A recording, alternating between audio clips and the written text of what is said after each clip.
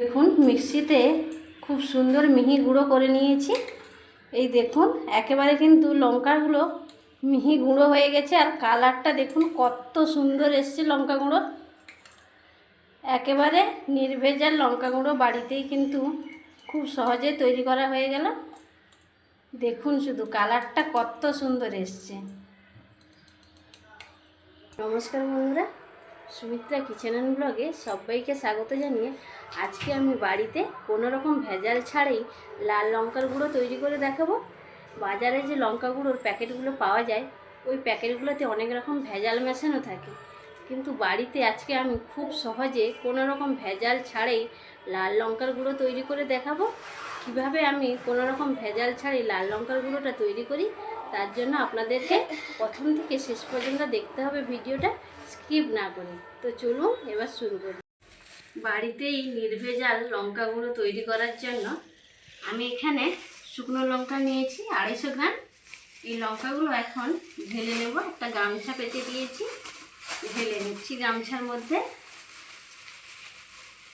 যেহেতু লঙ্কাগুলো বাজার থেকে নিয়ে আসা হয়েছে তাই আমি গামছা দিয়ে ভালো করে মুছে নিচ্ছি। লঙ্কার গায়ে অনেক ধুলো ময়লা থাকতে পারে, তাই আমি এইভাবে মুছে নিচ্ছি। ভালো করে মুছে নিতে হবে এইভাবে। লঙ্কাগুলো তো ভালো করে গামছা দিয়ে মুছে নিয়েছি। তো এবার একটা এই যে থালি নিয়েছি, থালির উপর লঙ্কাগুলো তুলে নেব।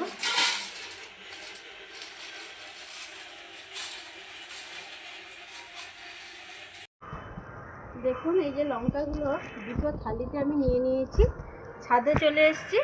এবার আমি রোদে দিয়ে দেবো। ভালো করে লঙ্কাগুলো ঠকঠকে করে শুকনা করে নেব।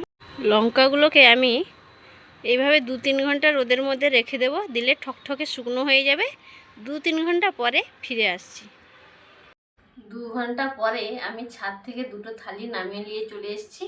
এবার আমি লঙ্কাগুলোর বোখা ছাড়িয়ে নেব। কিছুগুলো বোখা ছাড়ানো হয়ে গেছে, তো আর কিছুগুলো আপনাদের ছাড়িয়ে দেখাচ্ছি। খুব সুন্দর কিন্তু লঙ্কাগুলো ঠনঠনেভাবে শুকনো হয়ে গেছে। এইভাবে আমি সবগুলো লঙ্কার বোখা ছাড়িয়ে ফিরে আসছি। দেখুন এই যে সবগুলো লঙ্কার কিন্তু আমি বোখা ভালো করে ছাড়িয়ে নিয়েছি। কতটা ঠনঠনে শুকনো হয়েছে দেখুন লঙ্কাগুলো। এরকম করে শুকনো করে নিতে হবে। 1 চামচ হাতে সরষের তেল নিয়েছি, ভালো করে লঙ্কার গায়ে লাগিয়ে নেব। দিলে কি হবে, যখন লঙ্কাটা গুঁড়ো করব তখন কিন্তু আর লঙ্কা থেকে যে একটা ঝাঁঝালো গ্যাস বেরোয় ওইটা কিন্তু আর বেরোবে না। তার জন্যে সরষের তেলটা মাখিয়ে নিতে হবে।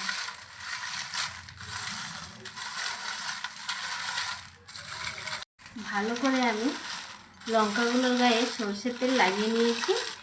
এবার আমি এইভাবে আধ ঘন্টা রেখে দেব। আধ ঘন্টা পরে ফিরে আসছি। আধ ঘন্টা পরে ফিরে এলাম। এবার আমি লঙ্কাগুলো গুঁড়ো করে নেব। তার জন্য একটা মিক্সিং জার নিয়েছি, জারের মধ্যে দিয়ে দেব লঙ্কাগুলো।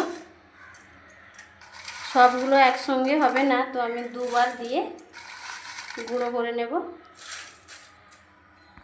এবার দিয়ে দিচ্ছি 1 চামচ লবণ। এই লবণটা দিলে লঙ্কা গুঁড়োটা নষ্ট হবে না, ভালো থাকবে। তার জন্য বেশি লবণ দেব না, দিলাম 1 চামচ লবণ। আর কিন্তু আমি লবণ দেব না, এগুলোও গুঁড়ো করে নেব, আর লবণ দেব না। তো গুঁড়ো করে নিয়ে ফিরে আসছি। এবার লঙ্কা গুঁড়োকে আমি প্লেটের মধ্যে ঢেলে নিচ্ছি।